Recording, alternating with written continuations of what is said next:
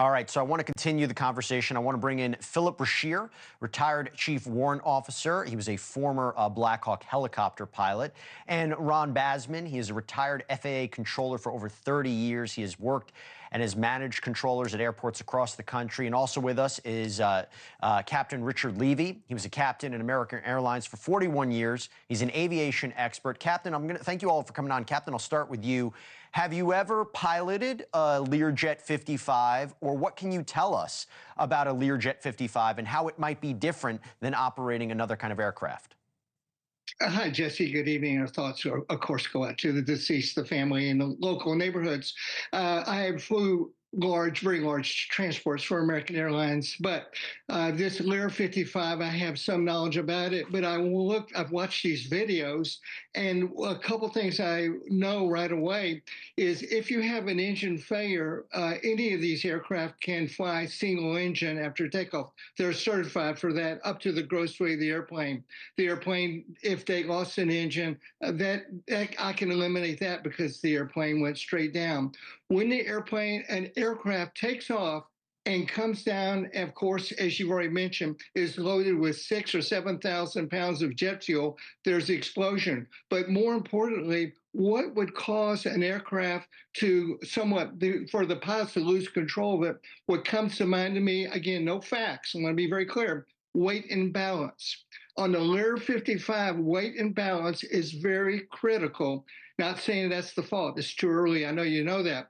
But before takeoff, you have a captain and a first officer. On this airplane, you had the captain, first officer, two doctors, the patient, and a family member. In any event, before takeoff, generally, but not always, the first officer does the pre-flight walk around and supervises the fueling. It could be the captain. We of course, don't know that now.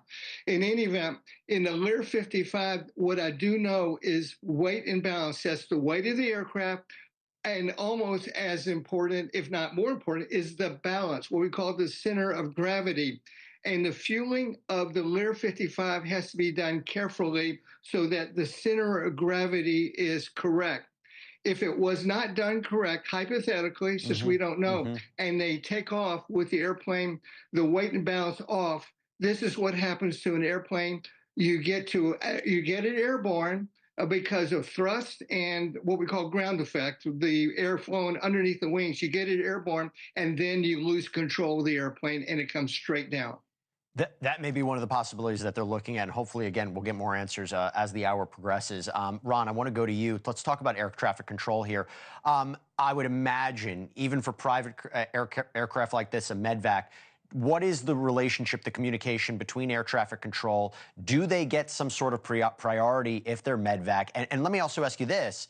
If there's, reports about a call sign, there were call signs in terms of this was a medevac, what information will we be gleaning from air traffic control at this point? Well, typically in a medevac flight, they're going to get priority. And from a call sign standpoint, that's not necessarily something in a civilian aircraft that we would know right away. It could be operating under a typical, what we call N number, which is a U.S. registration number. And even though it is a medical flight and everything, unless it was put in the remarks of the flight plan and everything, a lot of times the controller wouldn't even know unless unless the pilot in command drew the attention to that status to the controllers. Phillip, I wanted to ask you about this. We are getting early reports, conflicting reports, again, this is so new, about whether any of the people on board would have had the ability to evacuate. Do you know anything about that, about whether there'd be an ability to evacuate this aircraft in any way? Now, first of all, let me say that I'm a helicopter pilot by trade and career, but I will tell you that with that nose-down attitude, I tend to think that aircraft didn't have any hydraulic power because it came nose down. So to me, it looks like a loss of hydraulics. And with the nose-down attitude that it had, I don't think there was any chance of anybody getting out of that aircraft, whether it had a parachute or not. It was in a straight nose-down descent on fire. Thanks for watching. Go to joinnn.com to find NewsNation on your screen. And don't forget to click the red subscribe button below to get more of NewsNation's fact-driven, unbiased coverage.